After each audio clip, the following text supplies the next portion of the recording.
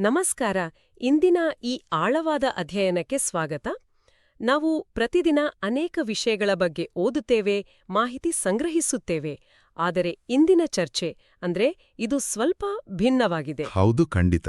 ನಮ್ಮ ಪ್ರಾಚೀನ ಪರಂಪರೆ ಮತ್ತು ಅದರ ಹಿಂದಿರುವ ಮನೋವಿಜ್ಞಾನದ ಕೊಂಡಿಯನ್ನು ಬೆಸೆಯುವಂತಹ ಒಂದು ಅದ್ಭುತ ಮೂಲವಸ್ತು ಇಂದು ನಮ್ಮ ಮುಂದಿದೆ. ಅದೇ ಶ್ರೀ ವಿಜಯೇಂದ್ರ ರಾಮನಾಥ ಭಟ್ ಅವರು ಸಂಕಲಿಸಿರುವ ಸಂಧ್ಯಾವಂದನೆಯ ಅಂತರಂಗ ಎಂಬ ಬೃಹತ್ ಗ್ರಂಥ. ಈ ಗ್ರಂಥದ ಹಿನ್ನೆಲೆ ನೋಡಿದಾಗ ಇದು ಶಿವಮೊಗ್ಗದ ಗೌಡ ಸಾರಸ್ವತ ಸಮಾಜದಿಂದ ಪ್ರಕಟಗೊಂಡಿರುವ ಕೃತಿ. ಜೊತೆಗೆ ಗೋಕರ್ಣ ಪರ್ತಗಾಳಿ ಜೀವಾತ್ಮ ಮಠದ ಸ್ವಾಮೀಜಿ ಅವರ ಆಶೀರ್ವಚನವೂ ಇದಕ್ಕಿದೆ. ಅಂದ್ರೆ ಇದು ಕೇವಲ ಒಬ್ಬ ವ್ಯಕ್ತಿಯ ಅಭಿಪ್ರಾಯ ಅಲ್ಲ. ಖಂಡಿತ ಅಲ್ಲ. ಇದಕ್ಕೊಂದು ಬಲವಾದ ಸಾಂಪ್ರದಾಯಿಕ ಹಾಗೂ ದಾರ್ಶನಿಕ ತಳಹದಿ ಇದೆ ಅಂತ ನಾವು ಅರ್ಥ ಮಾಡ್ಕೊಳ್ಬೋದು. ಇಂದಿನ ನಮ್ಮ ಈ ವಿಶ್ಲೇಷಣೆಯ ಪ್ರಮುಖ ಉದ್ದೇಶ ಏನು ಗೊತ್ತಾ? ಪ್ರಾಚೀನ ಕಾಲದಿಂದಲೂ ನಡೆದುಕೊಂಡು ಬಂದಿರುವ ಸಂಧ್ಯಾವಂದನೆಯನ್ನು ಆಧುನಿಕ ಜಗತ್ತಿನಲ್ಲಿ ಜನರು ಏಕೆ ನಿರ್ಲಕ್ಷಿಸುತ್ತಿದ್ದಾರೆ ಅಂತ. ನಿಜ. ಇದು ಕೇವಲ ಒಂದು ಯಾಂತ್ರಿಕ ಆಚರಣೆನ ಅಥವಾ ಇದರೊಳಗೆ ನಮ್ಮ ಮಾನಸಿಕ ಮತ್ತು ದೈಹಿಕ ಶಿಸ್ತಿನ ರೂಪಿಸುವ ವಿಜ್ಞಾನ ಇದೆಯಾ ಅನ್ನೋದನ್ನ ಈ ಗ್ರಂಥ ಬಹಳ ಚೆನ್ನಾಗಿ ಬಿಚ್ಚಿಡುತ್ತದೆ. ಬನ್ನಿ, ಇದನ್ನೇ ಬಿಡಿಸಿ ನೋಡೋಣ. ಲೇಖಕರು ತಮ್ಮ ಗ್ರಂಥದ ಆರಂಭದಲ್ಲೇ ಒಂದು ನೈಜ ಸಮಸ್ಯೆ ಮುಂದಿಡ್ತಾರೆ. ಉಪನಯನ ಅಂದ್ರೆ ಮುಂಜಿ ಆದಾಗಿನಿಂದ ಪ್ರತಿದಿನ ಮಾಡ್ಬೇಕಾದ ಈ ಆಚರಣೆಯನ್ನ ಇಂದಿನ ಪೀಳಿಗೆ ಏಕೆ ಬಿಡ್ತಿದೆ ಅಂತ. ಇದಕ್ಕೆ ಅವರು 3 ಪ್ರಮುಖ ಕಾರಣಗಳನ್ನು ಪಟ್ಟಿ ಮಾಡಿದರಲ್ವಾ? ಹೌದು. ಮೊದಲನೇದು ಆ ಉಪನಯನದ ಸಮಯದಲ್ಲಿ ನಡೆಯುವ ಪ್ರಕ್ರಿಯೆ. ಇಂದಿನ ದಿನಗಳಲ್ಲಿ ಅದೊಂದು ದೊಡ್ಡ ಈವೆಂಟ್ ಮ್ಯಾನೇಜ್ಮೆಂಟ್ ಹಂತಕ್ಕೆ ಹೋಗಿದೆ. ನಿಜ. ಆಚರಣೆಯ ಹಿಂದಿನ ಉದ್ದೇಶವನ್ನೇ ಮರೆತು ಆಡಂಬರಕ್ಕೆ ಜೋತು ಬಿದ್ದಿರೋ ಪರಿಣಾಮ ಇದು. ಪುರೋಹಿತರು ಮಂತ್ರ ಹೇಳ್ಕೊಡ್ತಾರೆ, ಒಟ್ಟು ಅದನ್ನ ಅರ್ಥ ಮಾಡ್ಕೊಳ್ಳದೆ ಸುಮ್ಮನೆ ಒಪ್ಪಿಸ್ತಾನೆ. ಆ ಕಾರ್ಯಕ್ರಮ ಮುಗಿಯೋವರೆಗೆ ಮಾತ್ರ ಅದು ನಡೆಯುತ್ತೆ. ಆಮೇಲೆ ಅದರ ಅಭ್ಯಾಸವೇ ಆಗೋದಿಲ್ಲ.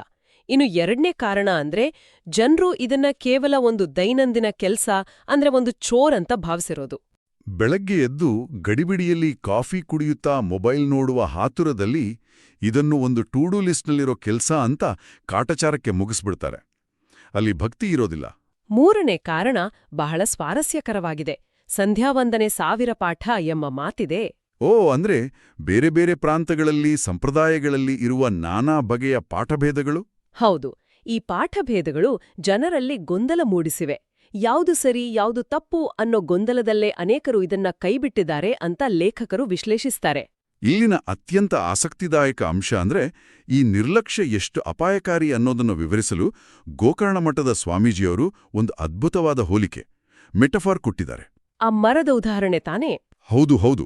ಬ್ರಾಹ್ಮಣನು ಅಥವಾ ಸಾಧಕನು ಒಂದು ವೃಕ್ಷದಂತೆ ಅಂತ ಹೇಳ್ತಾರೆ. ಈ ವೃಕ್ಷಕ್ಕೆ ಸಂಧ್ಯಾವಂದನೆಯೇ ಬೇರು, ವೇದಗಳೇ ಶಾಖೆಗಳು, ಧರ್ಮಕರ್ಮಗಳೇ ಎಲೆಗಳು. ಅಂದ್ರೆ ಇಂದಿನ ಜಗತ್ತಿನಲ್ಲಿ ನಾವೆಲ್ಲರೂ ಕೇವಲ ಮರದ ಎಲೆಗಳಿಗೆ ಮತ್ತೆ ರೆಂಬೆಗಳಿಗೆ ಮಾತ್ರ ನೀರಾಕ್ತಾ ಇದೀವಾ? ನಿಖರವಾಗಿ. ಹೊರಗಿನ ಪ್ರಪಂಚಕ್ಕೆ ಕಾಣುವ ವೃತ್ತಿಜೀವನ, ಸಾಮಾಜಿಕ ಸ್ಥಾನಮಾನ, ದೊಡ್ಡ ಹಬ್ಬಗಳು ಇವೆಲ್ಲ ಎಲೆಗಳು ಮತ್ತು ಶಾಖೆಗಳಿದ್ದಂತೆ. ಮರದ ಎಲೆಗಳು ಎಷ್ಟು ಸುಂದರವಾಗಿದ್ರೂ ಅವುಗಳಿಗೆ ಜೀವ ಇರೋದು ಆ ಮರದ ಬೇರಿಂದ ಮಾತ್ರ ಅಲ್ವಾ? ಖಂಡಿತ. ಬೇರನ್ನು ಕಡೆಗಣಿಸಿ ಕೇವಲ ಹೊರನೋಟಕ್ಕೆ ಕಾಣುವ ಎಲೆಗಳಿಗೆ ನೀರು ಹಾಕಿದರೆ ಮರ ಉಳಿಯೋದಿಲ್ಲ. ಯಾರಿಗೂ ಕಾಣದಂತೆ ಏಕಾಂತದಲ್ಲಿ ಮಾಡುವ ಸಂಧ್ಯಾವಂದನೆಯೇ ಆ ಬೇರು. ಆ ಬೇರು ಗಟ್ಟಿಯಾಗಿದ್ರೆ ಮಾತ್ರ ಮರ ಹಚ್ಚ ಹಸಿರಾಗಿರಲು ಸಾಧ್ಯ. ಆಂತರಿಕ ಶಿಸ್ತು ಎನ್ನುವ ಮಾತು ಇಲ್ಲಿ ಬಹಳ ಮುಖ್ಯವಾಗ್ತದೆ. ಹೌದು. ನಮ್ಮ ಆಂತರಿಕ ಜಾಗೃತಿ ಇಲ್ಲದೆ ಮಾಡುವ ಬಾಹ್ಯ ಆಚರಣೆಗಳು ಅಷ್ಟೇ ನಿಷ್ಪ್ರಯೋಜಕ ಎಂಬುದು ಪುಸ್ತಕದ ಮೂಲ ಆಶಯ. ಗ್ರಂಥದ ವಿನ್ಯಾಸವೂ ಇದೇ ತತ್ವದ ಮೇಲೆ ಮಿಂತಿದೆ. ಲೇಖಕರು ಈ ಬೃಹತ್ ಗ್ರಂಥವನ್ನು 2 ಸಂಪುಟಗಳಾಗಿ ವಿಂಗಡಿಸಿದ್ದಾರೆ. ಮೊದಲನೇ ಸಂಪುಟ ಭಕ್ತಿಯುಕ್ತ ಕರ್ಮಯೋಗ. ಅಂದ್ರೆ ಆಚರಣೆಯ ಕ್ರಮ, ಮಂತ್ರ, ಸ್ನಾನ, ಆಚಮನ, ಪ್ರಾಣಾಯಾಮ ಇತ್ಯಾದಿ ಹಂತಗಳು. ಭೌತಿಕವಾಗಿ ಏನು ಮಾಡಬೇಕು ಎನ್ನುವುದರ ಕೈಪಿಡಿ. ಇನ್ನು ಎರಡನೇ ಸಂಪುಟ ಭಕ್ತಿಯುಕ್ತ ಜ್ಞಾನಯೋಗ.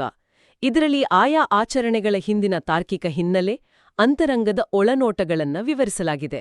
ಇವೆರಡೂ ಒಂದಕ್ಕೊಂದು ಪೂರಕವಾಗಿವೆ. ಇದನ್ನ ನಾವು ಭಗವದ್ಗೀತೆಯ ರಚನೆಗೆ ಹೋಲಿಸಿ ನೋಡ್ಬೋದು. 18 ಅಧ್ಯಾಯಗಳ ವಿಂಗಡಣೆ, ಕರ್ಮಯೋಗ, ಭಕ್ತಿಯೋಗ, ಜ್ಞಾನಯೋಗ ಅಂತ. ಹೌದು. ಅವು ಪ್ರತ್ಯೇಕವಾದ ಕೋಣೆಗಳಲ್ಲ, ಅವು ಒಂದರೊಳಗೊಂದು ಬೆರೆತಿವೆ. ಆಚರಣೆ ಎಂಬ ಕರ್ಮ ಇಲ್ಲದೆ ಕೇವಲ ತತ್ವಶಾಸ್ತ್ರದ ಜ್ಞಾನವಿದ್ದರೆ ಅದು ಬೌದ್ಧಿಕ ಕಸರತ್ತಾಗ್ತದೆ. ಹಾಗೆ ಅದರ ಹಿಂದಿನ ಜ್ಞಾನವಿಲ್ಲದೆ ಕೇವಲ ಆಚರಣೆ ಮಾಡಿದರೆ ಅದು ಯಾಂತ್ರಿಕ ಕುರುಡುತನವಾಗುತ್ತದೆ. ಶ್ರೀಮನ್ಮಧ್ವಾಚಾರ್ಯರ ಕೃಷ್ಣಾಮೃತ ಮಹಾರ್ಣವ ಗ್ರಂಥದ ಉಲ್ಲೇಖ ಕೂಡ ಇಲ್ಲಿದೆ ಅಲ್ವಾ? ಖಂಡಿತ. ಕೇವಲ ಕರ್ಮಾಚರಣೆಯಿಂದ ಮೋಕ್ಷವಿಲ್ಲ, ಹಾಗೆಯೇ ಕೇವಲ ಜ್ಞಾನ ಬಂದ ಮಾತ್ರಕ್ಕೂ ಎಲ್ಲವೂ ಸಿದ್ಧಿಸುವುದಿಲ್ಲ. ಜ್ಞಾನಕ್ಕೆ ಸಹಾಯಕವಾದ ಕರ್ಮಾಚರಣೆಯಿಂದ ಮಾತ್ರ ಭಗವಂತನ ಒಲುಮೆ ದೊರೆಯುತ್ತದೆ. ಈ ಕರ್ಮ ಮತ್ತು ಜ್ಞಾನದ ಸಂಯೋಜನೆಯನ್ನ ಅರ್ಥ ಮಾಡ್ಕೊಳ್ಳಲು ಆಚಮನ ಅಥವಾ ಪ್ರಾಣಾಯಾಮದ ಉದಾಹರಣೆ ತೆಗೆದುಕೊಳ್ಳೋಣ. ಕೇವಲ ಕರ್ಮವಾಗಿ ಮಾಡಿದ್ರೆ ಏನು ವ್ಯತ್ಯಾಸ? ಭೌತಿಕವಾಗಿ ನೋಡಿದಾಗ ಪ್ರಾಣಾಯಾಮ ಎಂದರೆ ಕೇವಲ ಮೂಗು ಹಿಡಿದುಕೊಂಡು ಉಸಿರು ಕಟ್ಟುವುದು. ಆದರೆ ಜ್ಞಾನದ ಹಿನ್ನೆಲೆಯಲ್ಲಿ ನೋಡಿದಾಗ ಅದು ಉಸಿರಾಟದ ಗತಿಯನ್ನ ನಿಯಂತ್ರಿಸುವ ಪ್ರಕ್ರಿಯೆ. ನರಮಂಡಲವನ್ನು ಅಂದ್ರೆ ನರ್ವಸ್ ಸಿಸ್ಟಮ್ ಅನ್ನ ಶಾಂತಗೊಳಿಸುವ ದೈಹಿಕ ಮತ್ತು ಮಾನಸಿಕ ಪ್ರಕ್ರಿಯೆ. ಹೌದು, ಉಸಿರಾಟ ನಿಯಂತ್ರಣಕ್ಕೆ ಬಂದಾಗ ಮನಸ್ಸಿನ ಓಟ ನಿಧಾನವಾಗ್ತದೆ. ಹಾಗೆಯೇ ಸಂಕಲ್ಪ ಮಾಡುವುದು ಕೇವಲ ಮಂತ್ರ ಹೇಳುವುದಲ್ಲ, ನಮ್ಮ ಮಾನಸಿಕ ಶಕ್ತಿಯನ್ನು ಕೇಂದ್ರೀಕರಿಸುವ ಪ್ರಕ್ರಿಯೆ. ಅಂದ್ರೆ ನಾವು ಏನ್ ಮಾಡ್ತಾ ಇದ್ದೀವಿ ಅನ್ನೋದರ ಸಂಪೂರ್ಣ ಅರಿವು ನಮ್ಗಿರ್ಬೇಕು. ಇಲ್ಲೊಂದು ನಿಜಕ್ಕೂ ಕುತೂಹಲಕಾರಿಯಾದ ವಿಚಾರ ಇದೆ, ಗ್ರಂಥಕಾರರ ವಿನಯಶೀಲತೆ. ಹೌದು, ನನಗೂ ಅದು ಬಹಳ ಆಶ್ಚರ್ಯ ತರಿಸ್ತು. 14ನೇ ವಯಸ್ಸಿನಿಂದಲೇ ಕೋಟೇಶ್ವರದು ದೇವಸ್ಥಾನದಲ್ಲಿ ಅರ್ಚಕರಾಗಿ ಕೆಲಸ ಮಾಡಿದವರು ಅವರು. ದಶಕಗಳ ಕಾಲದ ಅನುಭವ ಇದೆ.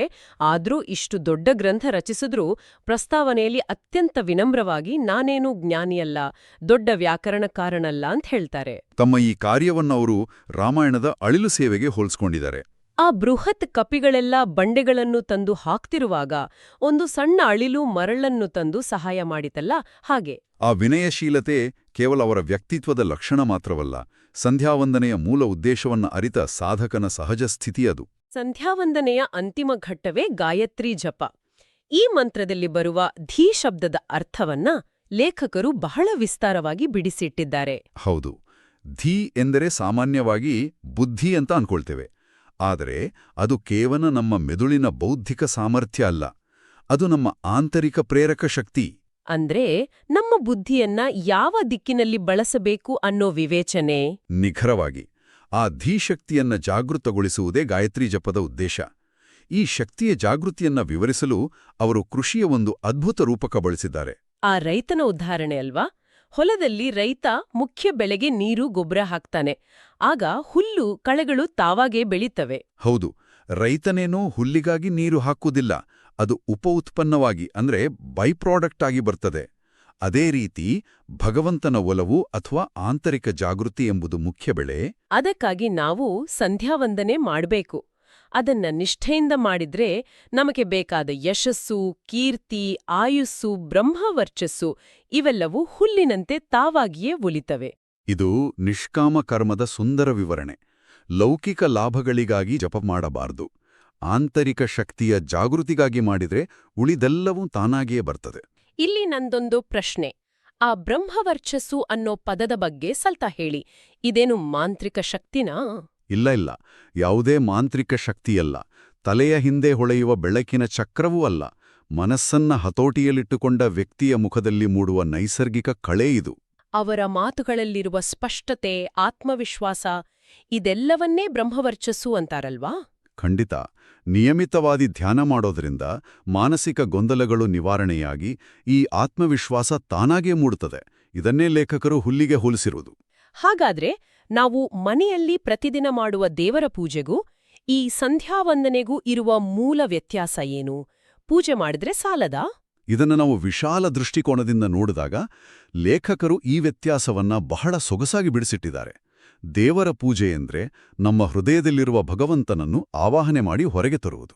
ಅಂದ್ರೆ ಒಂದು ಭೌತಿಕ ಮೂರ್ತಿಯಲ್ಲಿ ಪ್ರತಿಷ್ಠಾಪಿಸಿ ಹೂವು ಹಣ್ಣುಗಳಿಂದ ಪೂಜಿಸುವುದು.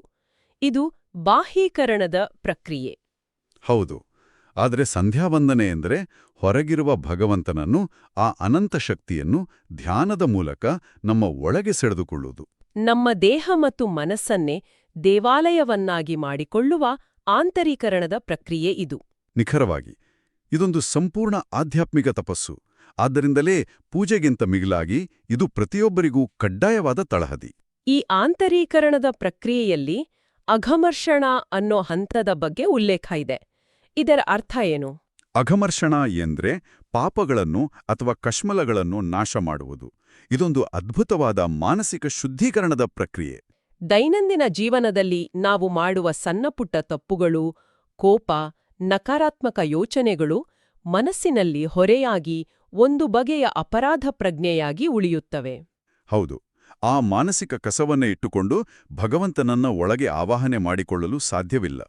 ಅಘಮರ್ಷಣ ಮಂತ್ರಗಳ ಮೂಲಕ ಆ ಅಪರಾಧ ಪ್ರಜ್ಞೆಯಿಂದ ಹೊರಬರಬಹುದು. ಅಂದ್ರೆ ಇದೊಂದು ದೈನಂದಿನ ರೀಸೆಟ್ ಬಟನ್ನಂತೆ ಕೆಲಸ ಮಾಡ್ತದೆ. ಮನಸ್ಸು ಹಗುರಾದಾಗ ಮಾತ್ರ ಧ್ಯಾನ ಸಾಧ್ಯ. ಖಂಡಿತ. ಎಲ್ಲ ಹಂತಗಳು ಬಾಹ್ಯ ಶೌಚದಿಂದ ಅಂತರಂಗದ ಜಾಗೃತಿಯ ಕಡೆಗೆ ನಡೆಸುವ ಪ್ರಯಾಣ. ಒಟ್ಟಾರೆಯಾಗಿ ಹೇಳೋದಾದ್ರೆ ಸಂಧ್ಯಾವಂದನೆ ಎನ್ನುವುದು ಗಡಿಬಿಡಿಯಲ್ಲಿ ಮಾಡುವ ರಿವಾಜ್ ಅಲ್ಲ. ಆಚಮನ, ಪ್ರಾಣಾಯಾಮ, ಅಗಮರ್ಷಣ, ಗಾಯತ್ರಿ ಜಪ ಪ್ರತಿಯೊಂದು ಹೆಜ್ಜೆಯೂ ಒಂದು ಸುಂದರ ಮಾನಸಿಕ ಪ್ರಯಾಣ. ಹೌದು, ಇದು ಕರ್ಮ ಮತ್ತು ಜ್ಞಾನಗಳೆರಡರ ಸಮಾಗಮ.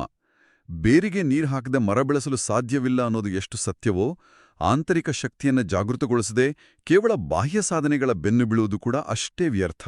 ಖಂಡಿತ.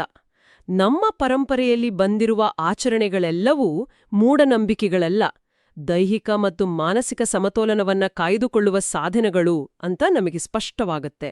ಈ ಚರ್ಚೆಯ ಕೊನೆಯಲ್ಲಿ ನಾವು ಒಂದು ವಿಚಾರವನ್ನ ಆಳವಾಗಿ ಯೋಚಿಸಬೇಕಾಗಿದೆ. ಸಂಧ್ಯಾವಂದನೆ ನಮ್ಮನ್ನು ನಾವು ಒಳಹೊಕ್ಕು ನೋಡುವ ಪ್ರಕ್ರಿಯೆ ಅಂತ ಗ್ರಂಥಕಾರರು ಹೇಳ್ತಾರೆ. ಆದ್ರೆ ಇಂದಿನ ಮಾಹಿತಿಯ ಮಹಾಪೂರದ ಜಗತ್ತಿನಲ್ಲಿ ನಾವೆಲ್ಲರೂ ಹೊರಗಿನ ಪ್ರಪಂಚವನ್ನ ನೋಡುವಲ್ಲೇ ಕಳೆದೋಗಿದ್ದೇವೆ. ಸದಾ ಸ್ಮಾರ್ಟ್ಫೋನ್ ಪರ್ದೆ ಮೇಲೆ ಕಣ್ಣು, ಸೋಷಿಯಲ್ ಮೀಡಿಯಾದಲ್ಲಿ ಇತರರ ಜೀವನ.